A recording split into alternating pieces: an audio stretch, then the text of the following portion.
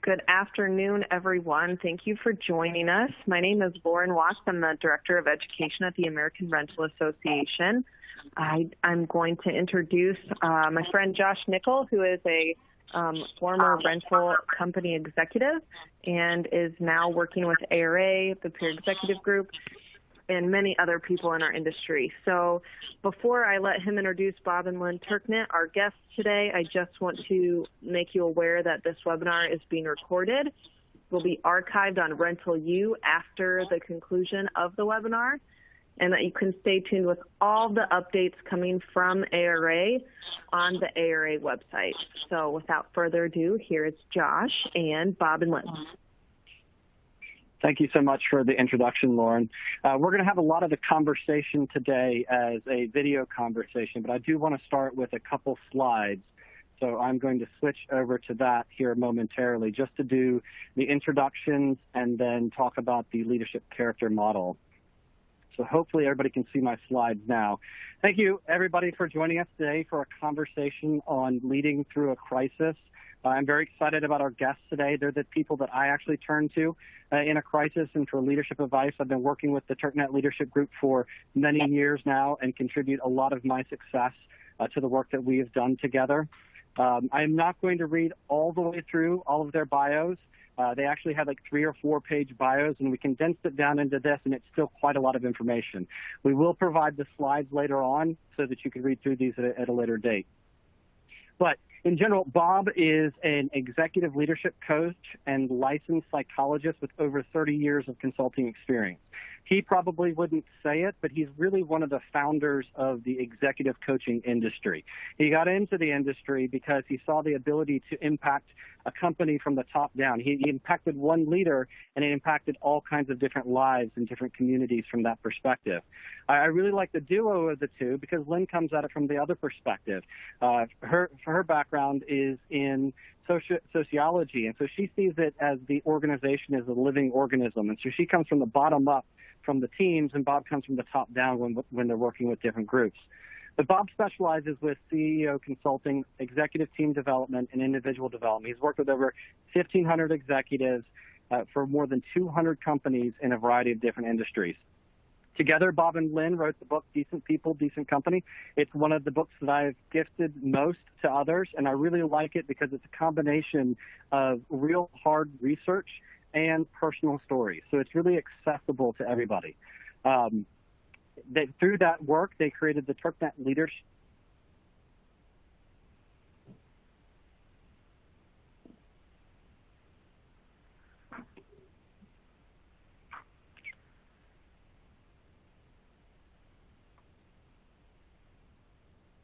Award presented by Jacksonville University to an outstanding alum. In 2009, he gave their commencement address and received an honorary doctorate. The Turknetts are active in the community and devote lots of their time to pro bono work and various organizations. And in 2019, Bob and Lyn received the Heroes, Saints, and Legends Award from the Wesley Woods Foundation. Lyn Turknett, or as we know her, Lyn, obviously founded the Turknett Leadership Group with her husband, Bob. Her focus of her work is on character and leadership, individual and organizational assessment, executive team development, succession, and women in leadership.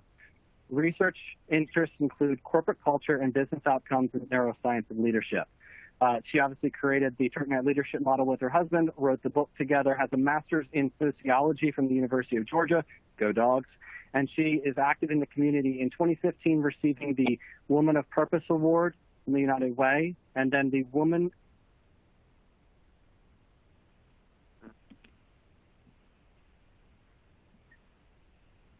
for joining us today. We are so excited about this conversation. We talked a little bit last week about what the rental industry is going through and the crisis that really everybody in the country is going through. And what I wanted to just start off talking about first, and this is the only slide that I'll leave up and then I'll take it down and we can have the conversation face to face, is the leadership character model that you talk about in your book and you talk about so much. Can you give us an overview of the leadership character model, and then we'll talk a little bit later about how that applies in a crisis? The leadership character model is something we created as a way of thinking about the character that all people need to lead. And we realized that nobody follows you unless you're a person of high integrity, unless people trust you. So we thought, how can we give people a visual that shows integrity as a really strong, solid base? And then we realized there were two parts of leadership, and it was true for every leader we saw, and it was something everybody had to work on. And one side was the things that create a bond with other people, that create the sense that you care about other people, of compassion and concern. We call that the respect side of the scale. But that had to be balanced with the other side of the scale, which we called responsibility, and that was things like accountability, holding yourself and others accountable, courage, confidence, and focus on the whole. So the character needed to lead. Awesome, thank you. So I'm going to go ahead and take this slide down. The slide deck will be available to everybody, so you'll be able to see the character model, and we'll provide some links for that.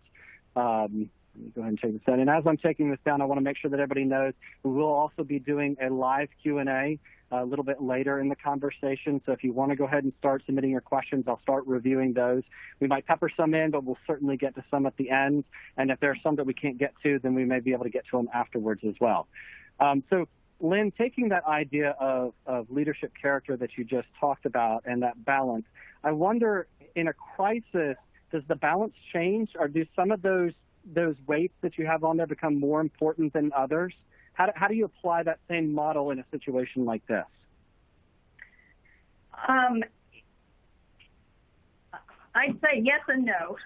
I think the model is still important, but I think one of the things, and I think you may have mentioned this, one of the things we do in a crisis often is we hedge adjust the things that we have to do to things that are logical, to things that we have to figure out. We've been, today, we have a small business. We've been trying to figure out how you apply today for the payroll protection plan. Everybody's doing that kind of thing. And we may not be paying as much attention to the people that are working with you, to how people are feeling during this time.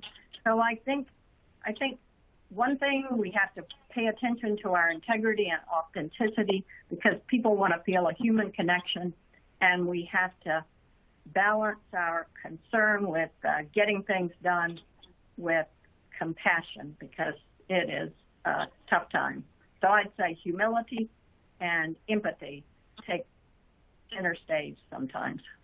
And we have another model that we use that we've talked about before, which is stages of growth that Robert Keegan, an educator at Harvard, writes about.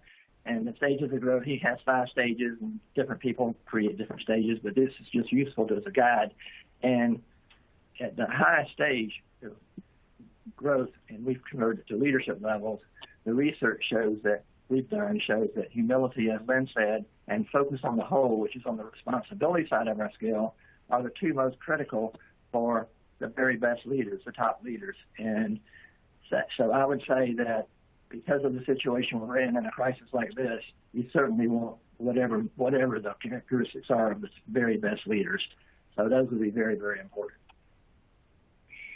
I would say, and this could be my personal bias, but in a situation like this, it seems like we have an initial jump to logic, to how do we pay the bills? How do we manage the business? How do we solve the problems? And sometimes we do that behind closed doors. But what you're talking about there is more the empathetic, emotional side. Is that common? Is that just me, or is that something that all leaders should be taking some time to step back and think about the human side of the crisis that we're dealing with and how their team is feeling? I would say definitely. And I'm just going to say personally, this morning, I wrote an email and I was talking about things that we were filling out. I don't know about you, but most of us, I think, are trying to work from home, are dealing with more emails or more plans, more. And I realized I've been writing to the person that, she's our bookkeeper. I've been writing just messages that included things to do. This is wrong, fix this. And I had paid zero attention to the things she was doing and how she was feeling. And I think that kind of thing is so easy to happen for every one of us. And it certainly happens to me. I have to step back and think about the bigger picture and think about all the human connection and the humans we're all dealing with. This is a tough time for us all. So yes, I'd say that's true. And the need for support in this time period is even greater. So both ways, the need for support from both people in the relationship. So the more we can think about how we do that, how we provide that in tangible ways and intangible ways, I think that we're going to deal with this whole situation much more effectively by thinking about others and paying attention to how others are feeling and being supportive of them in any way we can. It also makes us grow and develop in our own person too, so it helps us to do that as well. So the two of you live in that world, so it sounds like that'd be easier coming to you because you're thinking about that kind of thing constantly. Is there a way that regular folks like myself could remember, or any tips, tools, or tactics that you have that works for people in a situation like this when that's not their daily life, to think about empathy and focus on the whole? Well, one of the things that we've been working, I think, Josh, you know this, on ways to help leaders online develop the habits of leadership. And one thing our son introduced us to is Ben Franklin's virtue chart. So one of the things that he did to grow, he listed the virtues he wanted to grow in. He made weekly charts, and every day he graded them himself on that. I think it takes intention, and that's a way to form an intention. You almost have to have reminders, and especially now we need reminders. Maybe it's something you do every morning. Maybe it's a gratitude journal and a virtue chart of your own, but something that reminds you that other people that are out there, that there's more to logic and filling out the next form, and that human connection is even more important now. And for us to be of real help to others, we've got to continue to work on developing ourselves. And in this situation we're in now, it's certainly a great time to accelerate and do everything we can to develop ourselves, because the better I develop myself and my own growth, the more effective I can be in helping other people. If I'm caught up with my own anxiety and tied up with too many emotions that are too extreme, then I'm not going to be of much help to others. So I need to work on emotional mastery and other kinds of things like that. So I think emotional mastery is a really great topic. But when you say that term, does that mean that you should conquer your emotions and try not to have emotion? Or what does emotional mastery really mean? No, it just means managing your emotions in a way that you teach yourself or learn to think in ways that you don't create exaggerated or extreme feelings.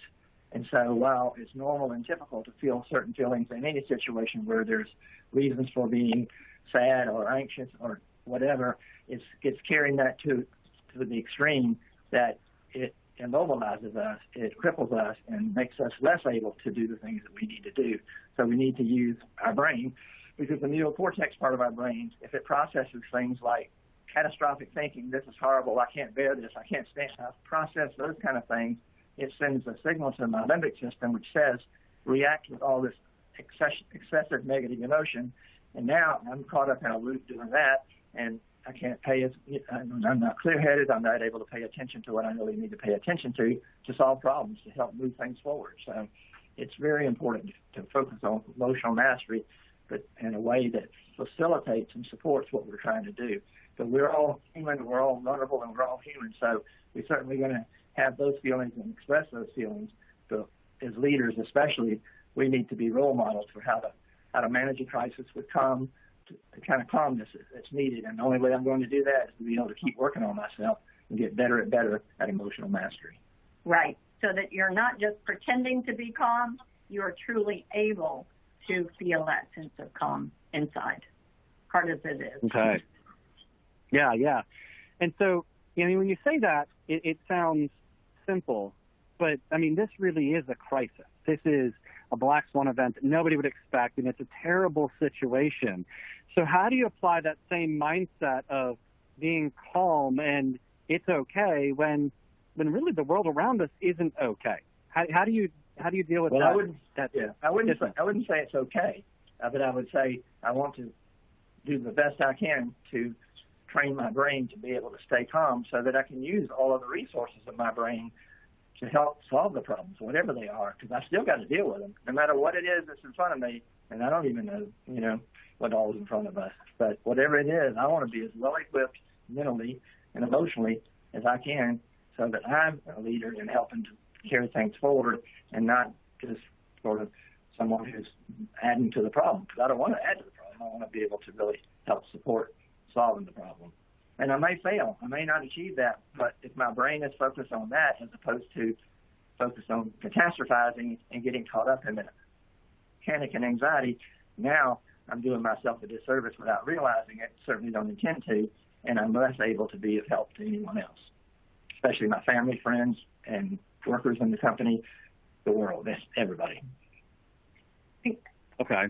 It is, it's a super tough time. And we are anxious. We look out there and we see things that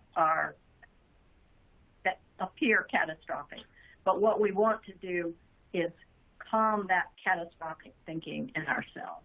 I mean, this is where the old, it is what it is the way to think about it, and we're trying to constantly calm ourselves and problem solve. So focus, this is a situation, I'm going to do my best to get through it and help others get through it. Okay, that makes sense. And so I'm starting to see some questions come across that are going to relate to some of the things we're about to talk about, and so I'm going to work those in here.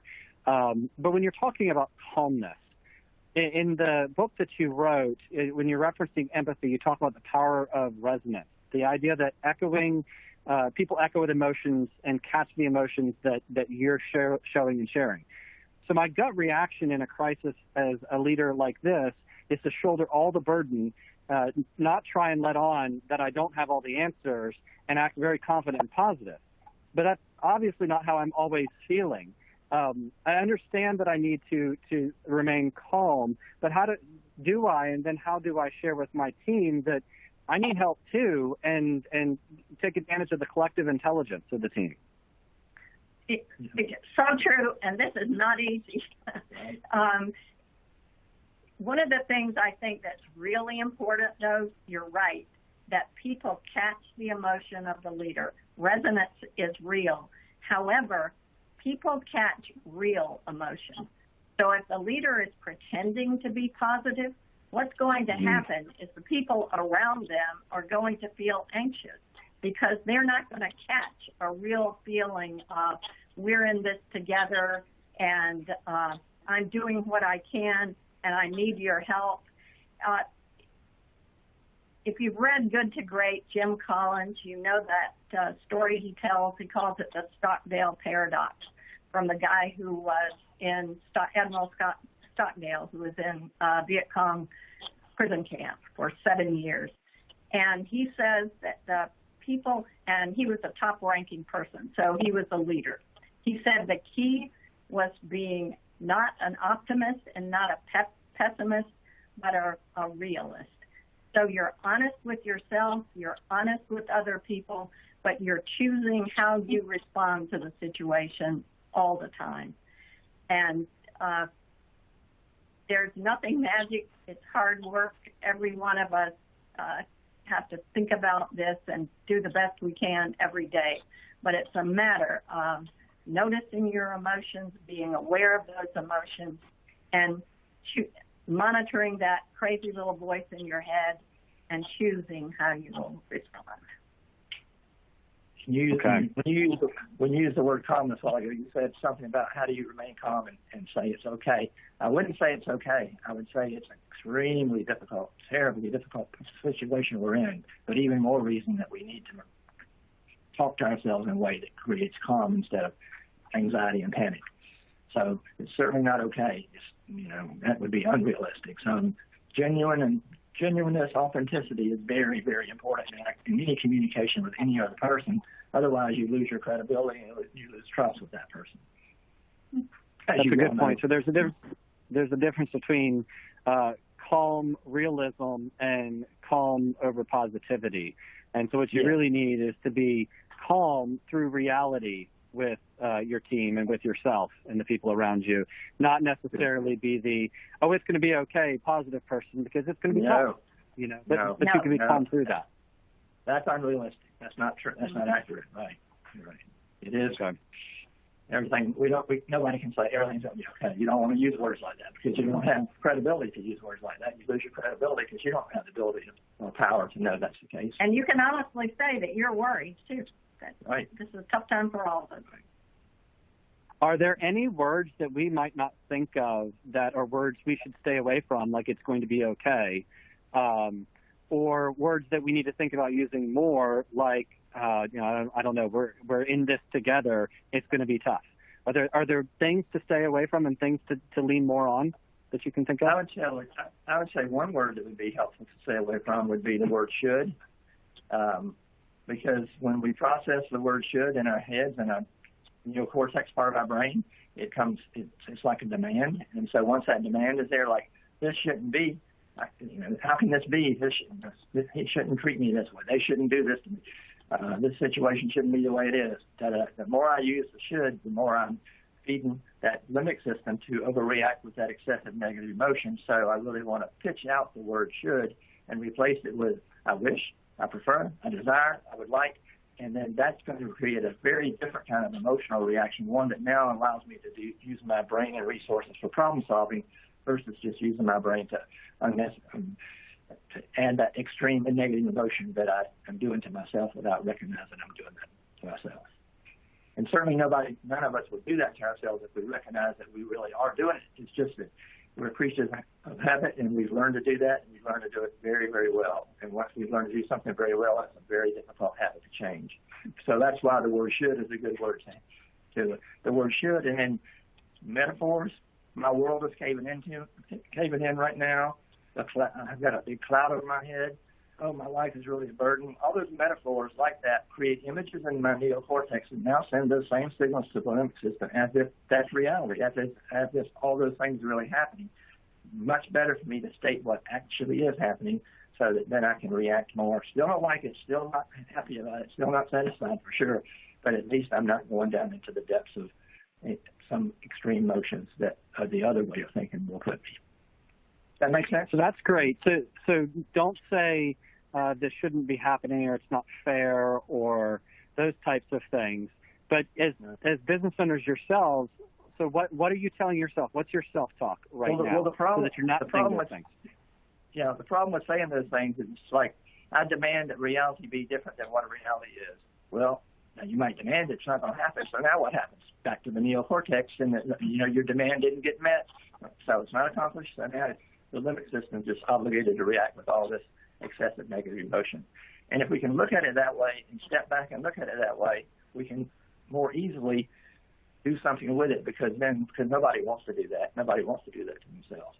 So putting those kind of censures in our brain that we don't want to talk to ourselves that way. We want to talk to ourselves always realistically and specifically about what actually is happening. Still won't be fantastic because what's happening is not good at all for anybody. So it's much better than adding to it that excessive negative emotion that comes from the inner catastrophizing that we was talking about a while ago. So it's a fine point difference, but it's really, really important. It's like life-changing. It's the most important point I probably can make today. So as business leaders and owners yourself, what are you telling yourself right now? What are the thoughts that you put in your head so that you're seeing it fairly and logically, but they're also realistic and calm? I'd say the thing that helps me the most, and everybody probably does this differently, but I think always, what can I do? What's a positive step? What's a step that will move things forward that I can do? And those may be things like, what can I do for the businesses now? What message could I send? What are the concrete actions that I can do? And one of the things we used to do I did a course on teacher stress at one time, many, many years ago. and talked about the idea, if you're incredibly worried, to find a time during the day and spend 30 minutes of worry time, writing down all the things you're worried about. But spend the rest of your time figuring out, so what can I do to move forward? And this is a time when people need they need those kinds of activities, because it's so easy, as Bob was saying, to catastrophize and just think about what's the worst possible thing that could happen. And a lot of people when you go to bed and you tend to start ruminating and thinking about the day, and especially this time period, it's so easy to ruminate because there's so much to ruminate about. And so doing something like promising yourself that you will worry about this tomorrow morning, which worry is irrational, but still you promise yourself you'll worry about this tomorrow morning so that you can get a good night's sleep. Things like that are very helpful, because when people do it, they're able to put it aside, compartmentalize it, which they need to do for them, so that they can get a good night's sleep, because that's so important to their, using their resources in the best way possible as well. And I think right now, too, laughter, for me, paying attention to what Mr. Rogers said, pay attention to the helpers, look for the helpers. I like stories of things people are doing for other people. I like paying attention to things that I can do for other people. Getting outside yourself a little bit, mindfulness, calm activities right now, doing things that help you feel calmer, pay attention to the things you're grateful for.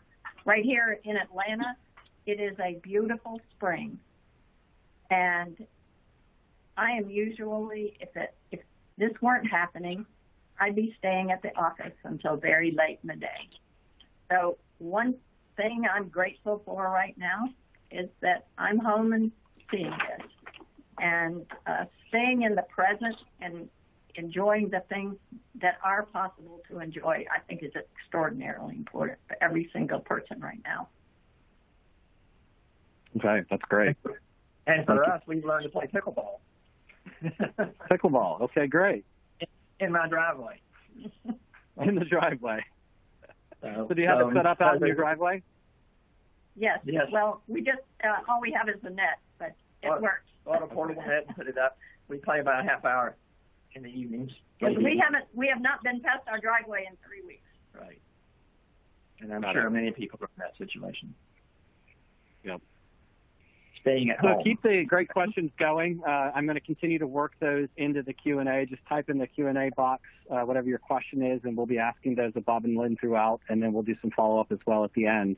But one of the things that I keep seeing come up from people, and Bob and Lyn and I talked about this last week quite a lot, is just the situation a lot of rental companies are in right now.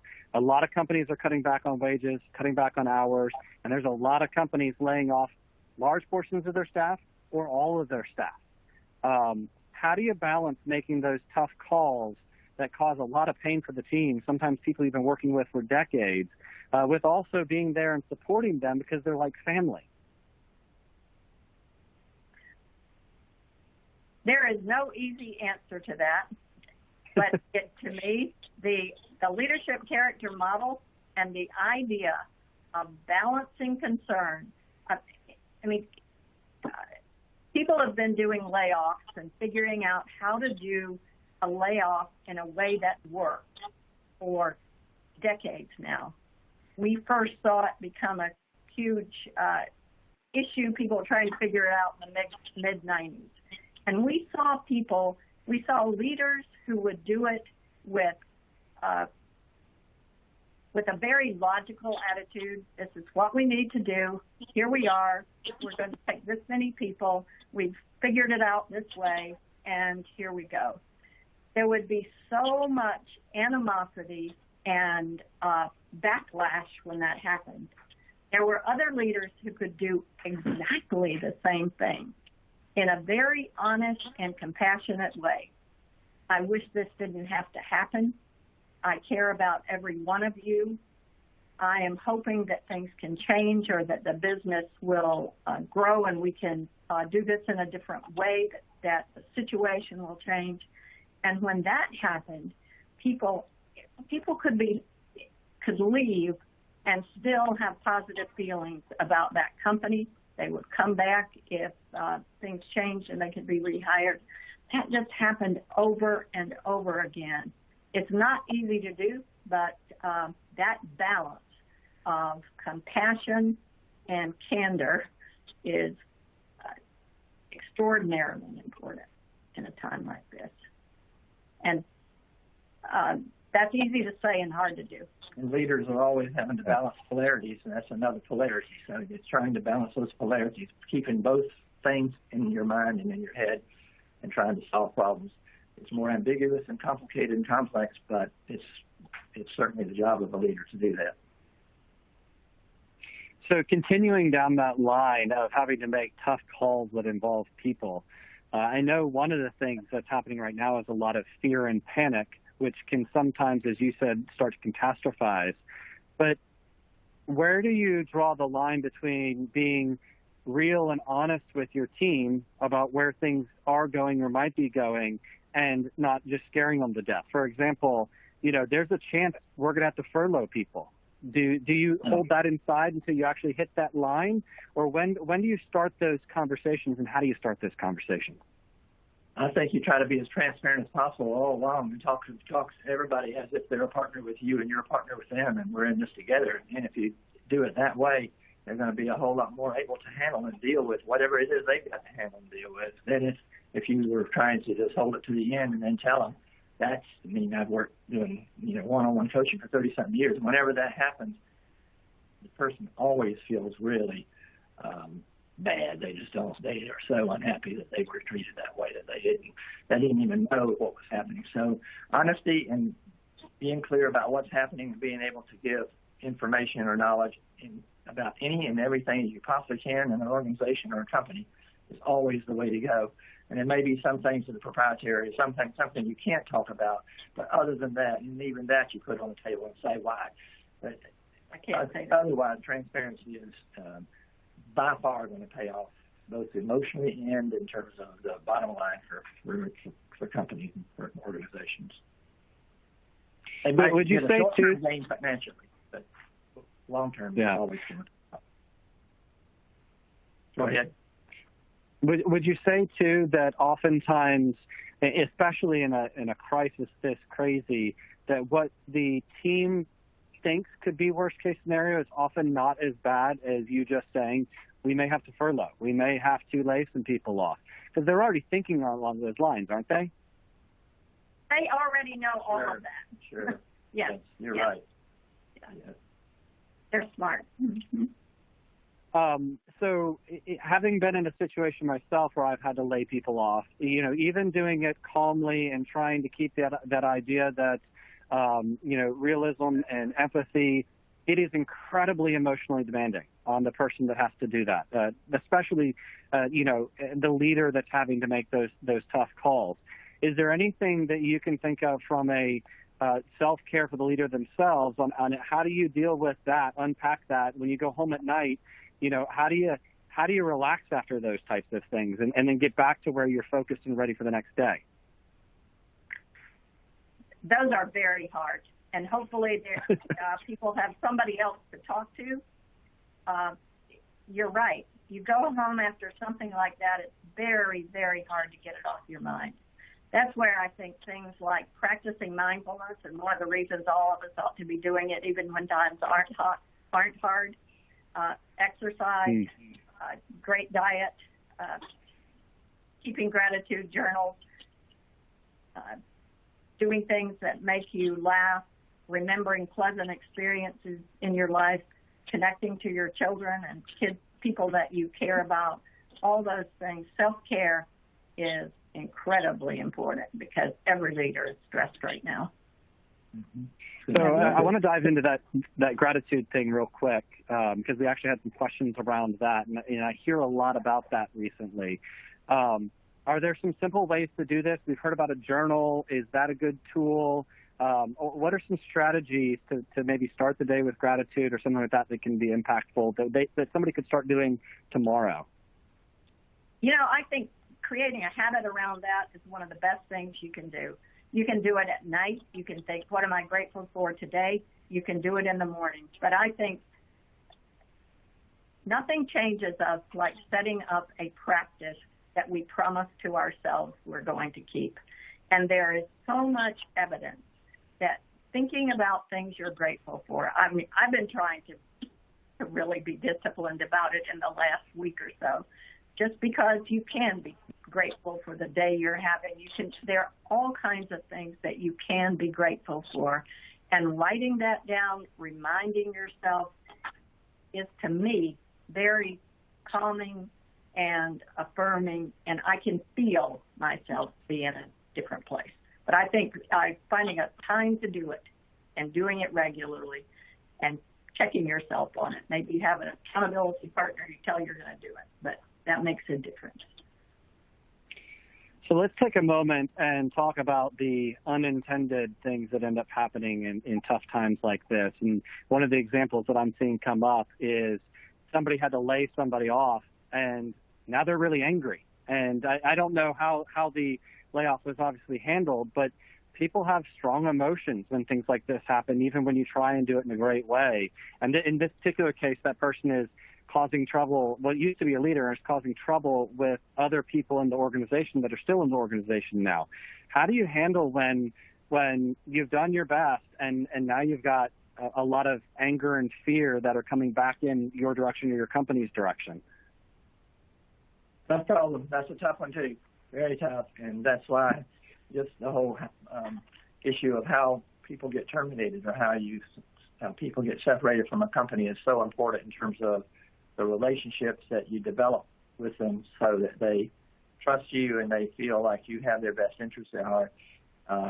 What happens, in my experience, what happens with a lot of leaders when they know they got to make those decisions, they start backing away. They start becoming a little more distant from the people because they know they feel like they got to drop a bomb on them, and rather they need to be moving in closer and connecting with them so that they are a support person to them, even if they're not in the company anymore, because it makes it so much easier for a person to just then do all the things that you were talking about and become self-righteous and indignant and then do things to them, anger and all to themselves that's not healthy. So in any ways that a leader can develop themselves to be able to then build those kind of connections and relationships with those people and why they need to treat them as partners as opposed to being like parents or autocrats with their people. So it's so important to have that partnership with the people. You're still not going to totally eliminate that, but you do mitigate some of the downsides of that if you can develop yourself as a leader in behaving that way in an organization. But it doesn't solve all the problems. There's just some of that that's just going to happen because human beings are, we're rational, we're irrational, and some of it you can't control. But you can control a lot, a lot more than probably what we do control. And in a situation like that, you're probably, if you've really got somebody that you're worried about, you've also got to deal with that. With the people that are still left, you've got to talk about what your protocol is, how you're going to handle their coming there, how you're going to handle phone calls. That's a time when you may be able to get ideas from the group about doing it, but you need to handle it calmly. You need to handle it without saying anything more negative about that person, just something like that person's having a hard time.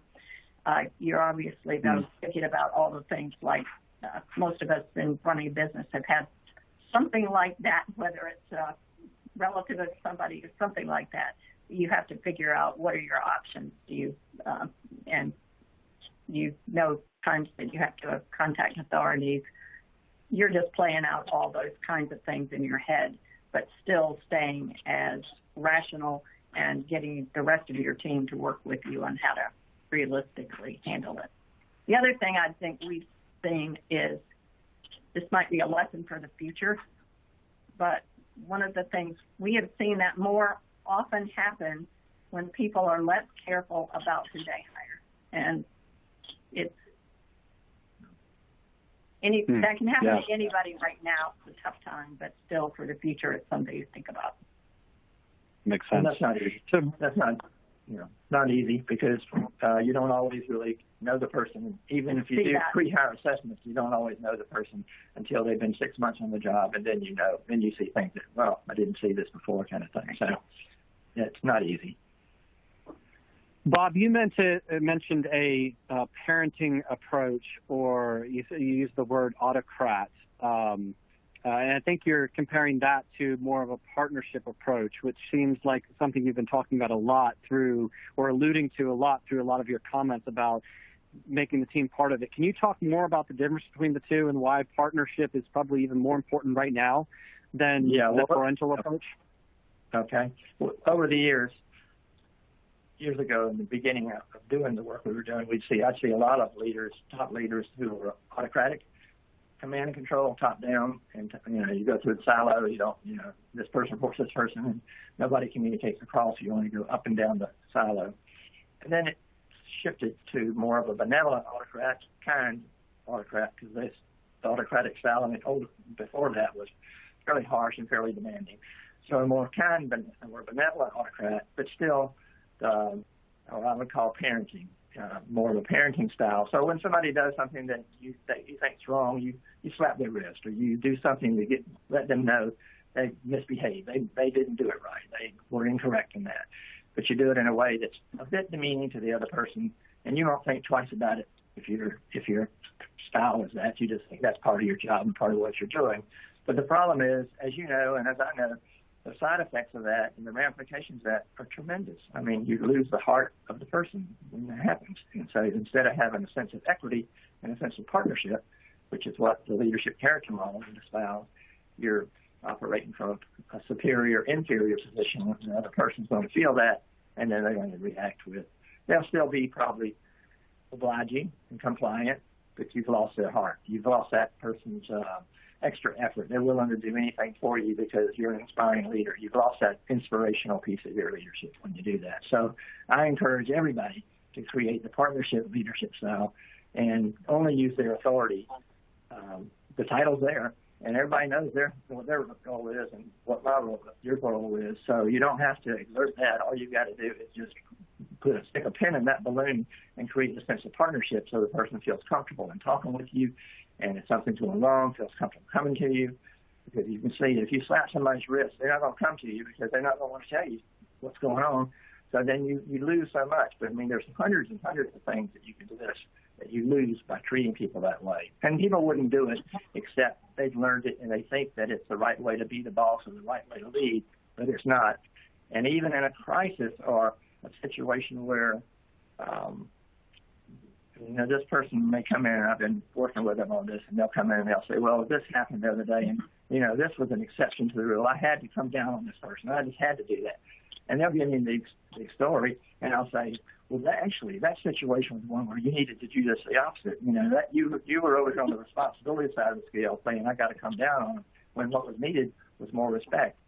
Regardless of whether you solved the problem with them or not, you aren't going to get anywhere with them if you didn't interconnect with them and emotionally and treat them as an equal. And so you can just see how many times that happens with people, and it just is. It's like leaving money on the table for organizations and companies in terms of leadership, because you just are throwing away so much resources that would be used otherwise. But it's also just not the right thing to do. It's not the right way to treat people. No, you don't like it when you get treated that way. I don't like it. Lynn wouldn't like it. So none of us like it when we get treated that way. But it's a big issue to me in companies. Although I've seen a nice shift more toward the partnership mode. And mostly what I see now are people try to use the partnership mode because it feels good. They like it and it works. But they realize they get better performance typically. But when things go wrong and something happens, they revert to that parenting and then slap somebody's wrist or treat people in a more demeaning way. And then they sort of blown most of the credits they created by treating the person in a different kind of way.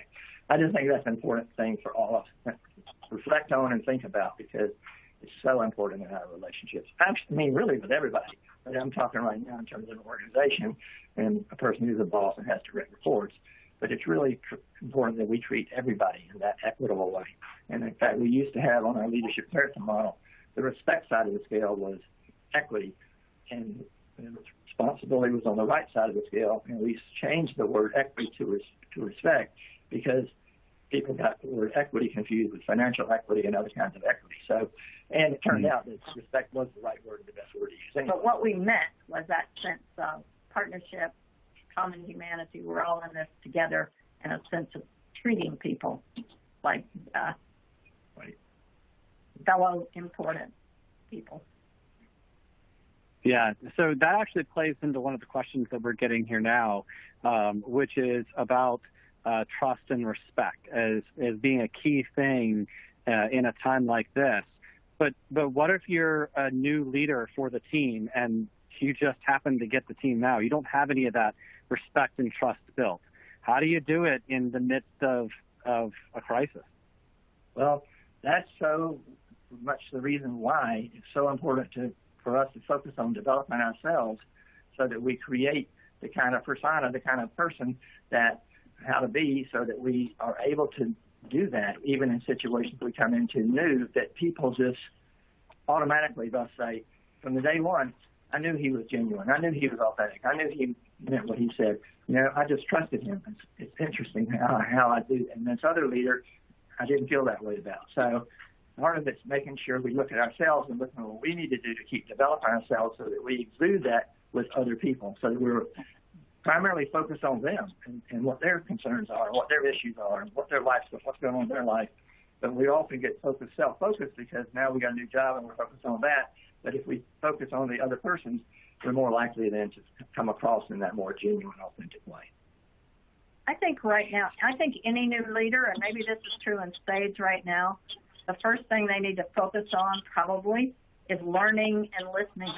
And that's probably very important right now. You're trying to learn, and you mentioned something before, how do you get the ideas of people, or how do you get the best minds right now? And any new leader probably can do that as well. You're trying to, if you treat other people as folks that you can learn from, that likely have ideas that you can use, that you need to hear, just that. Number one, it shows respect. Whatever you come up with, people will buy into. But number two, every human, Josh, that one of our sons is a neurologist, and he says that... also a Josh. Yeah, that the most amazing networks in the human brain are the same for every single human. We all are capable of genius-level insights, or almost all of us. And most of the times as leaders, or a lot of the times, we leave that on the table because we don't listen, we don't ask, we don't think about that. Well, now would certainly be a great time to have a bunch of genius-level insights walking around our operation. I'll say. And how do we get them out there? And everybody. That's right. And all of us. Right. You just have to draw it out. So, bring it up. We're going to shift the focus a little bit, and some people are asking about how we can use that same model or leadership, but now with our customers. So we're not actually leading our customers, but they're going through some of the same things, especially in the event rental industry. How do we show empathy and care while also dealing with the fact that they're canceling business with us, and we need to check on them, and we need to know what's going on, and are they, what's going to happen? How do we manage the business aspect with the empathy aspect and support our clients through this? I think trying to do things to go the extra mile and do extra things that people don't ordinarily expect from you, whether it's behavior or whether it's tangible things you're doing, goes a long way, because I can just think of specific situations where that's occurred, and people really appreciate it. And that's a form of support right now. Even if it's not a lot of money or it's not a lot of whatever, it's support. So that just thinking that you're thinking about them and you're thinking of giving, and you're not focused so much on your own flight. And it's hard to do that because it is, your own flight's not so good right now. And so you got to pay attention to both, but it's one of those polarities that you got to pay attention to, because the more you pay attention to them in that way, it pays off down the road when things go in a different direction, then they're coming back to you, or they're calling you, or they're wanting to work with you. So, and again, it's the right thing to do anyway. On the other hand, you've got to still figure out how you get the bills paid, how you're empathetic with somebody who may have trouble making a payment right now, but you might say, well, we can wait a couple of days. You can still hold somebody accountable in an empathetic and caring way, and being able to do that right now without getting so bent out of shape, because it's easy for us to do that too right now, is incredibly important with customers and with our team. It seems like some of that might go back to the story that you were talking about this morning, or that happened to you this morning, where you were writing that email to, in this case, or that case, it was a coworker, and realized that you weren't using the empathy side of thing and seeing how they were going. You were just going straight to the logic. That probably happens the same way with customers, and we could use those same tips, tools, and tactics with a customer to make sure that we're achieving some of that balance as well. Would you agree? Absolutely, absolutely. Part of it is just reminding ourselves, because to your first point, it's so easy to jump to logic and what needs to be done and the bills that need to be paid and how do we make this happen. Mm-hmm. And I'm very guilty of that too at times. Makes so much sense. So one of the things we try and think about and to be positive in the rental industry is, eventually this too will pass and we'll move on to the next growth cycle. And I know in your book, and you even mentioned it earlier, you talk about Keegan and the cycle of leadership and adult growth, and that it goes in stages. But in the book, it specifically lists that oftentimes growth to new levels is spurred by critical events. I think that we probably would all agree this might be considered a critical event. Is it possible that we could use this as a way to spur our growth, which would then be a performance multiplier for ourselves? And if so, how do we utilize this opportunity rather than just a crisis? Yeah, it's when a client I'm working with and they come in with a problem that's huge, and they're saying, this one's something that's over my head or is too much. And then I'll stand up and say, wow, this is so helpful. Here we are working together, and you've got this, you're facing this. This is going to be a great laboratory for learning. So if we view it as a laboratory for learning, then we can also, in some sense, distance ourselves in a right way emotionally, so that we don't continue to focus on all the downsides of it, but continue to think about, how do I develop myself? How do I use this time to get better at this, to get better at that, to get better at leadership in these kinds of ways? And if I focus on that, then I probably can make a big jump and accelerate my growth in this time period. So it's really a wonderful opportunity in that sense to be able to use the time to accelerate my growth, because we are spending less traveling back and forth. So even if our jobs allow us to still work at home, and we're working, the kind of hours we always work, there's still more time just because travel time is so much. So you can use that travel time to accelerate some of the your own personal development, your own self-development. And it does require reading and online programs and other things that you can do. But once you do that, it becomes sort of self-fulfilling, so that then motivates you to want to do more. So to me, there's nothing more exciting than growth, learning and growth. And no matter what I'm doing, whatever age, I can always do that. And to me, that's the most exciting thing to do. And also, what's more exciting is to be able then to transfer what I've learned and what I know to other people, which is what I've sort of done for the last 30-something years. But to me, that's very exciting and rewarding. And I just was going to say, we know that disruption causes us to challenge who we are, challenge our assumptions, and we know that kind of challenge and disruption is what fuels human growth. And I think the way we approach it, if we look at it like that and think about what we might be learning, reflect on ourselves, it is even more likely to push us in that direction. So with adults, it's challenge and growth, and with children, it's firmness and warmth. Firmness and warmth. They're similar. They just apply in different ways at different ages in our life. So you need both. So if you're wanting if you're wanting to utilize the time to have some of that growth, are there any questions that you think might be good starting points for people to start doing that self-examination, and or exercises that they might be able to find that would be good at helping them do that self-examination? Sure, we could provide things that you could then pass on. That's definitely plenty of things like that. Definitely. And I think reflecting on your days, what have I learned? What did I, and setting intentions at the beginning of the day. How do I want to show up today? And then looking at that at the end of the day. There are tons of things that you can do like that. Mindfulness practices are helpful like that because they help you calm that voice in your head.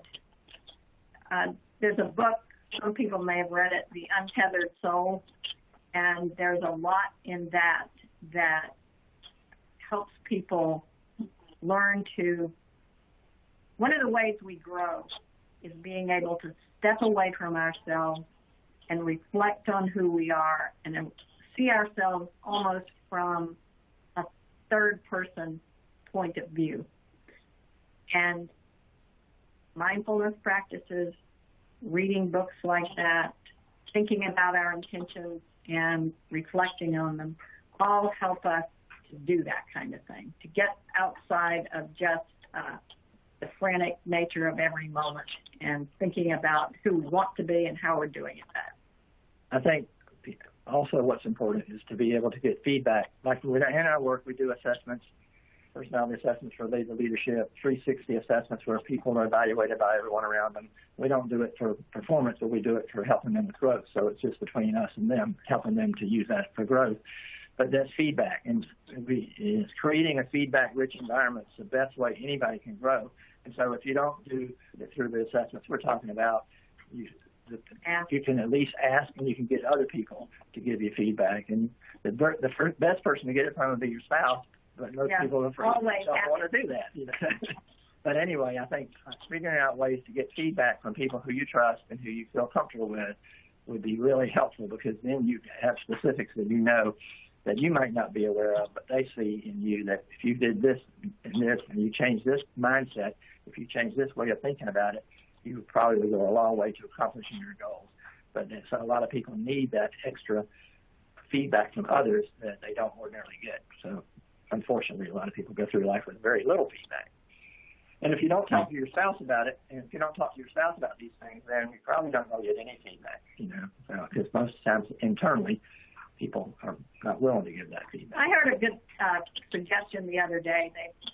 Somebody did some research, and they found that other people, if you ask them not for feedback, but ask if you have any advice for me on this, that's a helpful, I think asking that, if you have a team, asking people that could be useful in terms of making them feel more sense of control, making them feel respected, but it also provides some honest direction, feedback, fuel for growth for you too. So that's right. Ask for. Well, we are coming to the close of our hour here, but before we get to some of the resources and talk about where people can find you later on, is there any other tips, tools, tactics, sage words of advice, golden nuggets that you want to make sure and share with the industry before we head to those?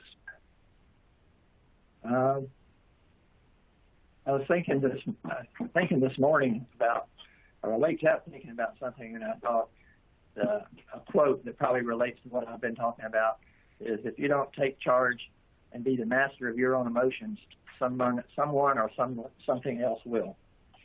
So that's a really important thing to think about in terms of this time period and figuring out how to do that better and better and better, because the better you do that, the more effective you'll be in helping other people as well as yourself. And that's great. And you've actually got real quick, you've actually got a tool on your website, which I'll link to later, that goes through that model to do that, don't you? Yes, we do. That's good. Yes. Cool. Great. Lyn, I'm sorry. Okay. I was just going to say, it's more important than ever to spend part of your time absolutely living in the moment. Yeah. And that's a hard thing for humans. Be present. Be present. Yeah. Absolutely.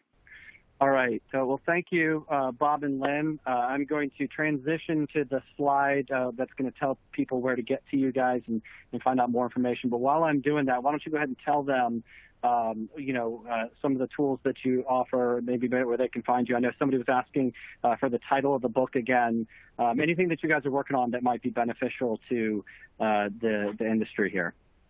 Is it okay if I tell them what a great leader you are? I don't know.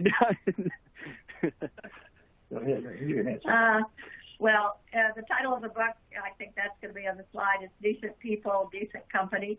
And I mentioned earlier, one of the things we are working on and having this extra kind of unusual break in usual schedules, we've pushed this ahead.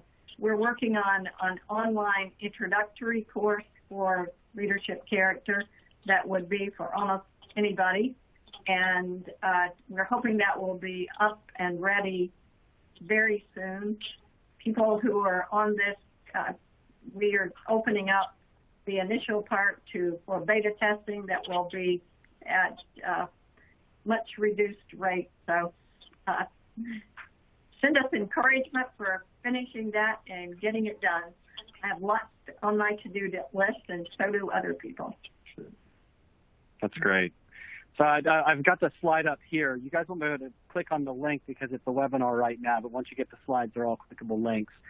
Some great places to find the Turknett Leadership Group, and some of the resources we talked about are turknett.com or contact us at turknett.com. They have a great podcast called Value Tales where they interview some really great people like the president of YKK, the zipper manufacturer. The book, again, is Decent People, Decent Company. That'll link to the Amazon page, or you can order it from them directly.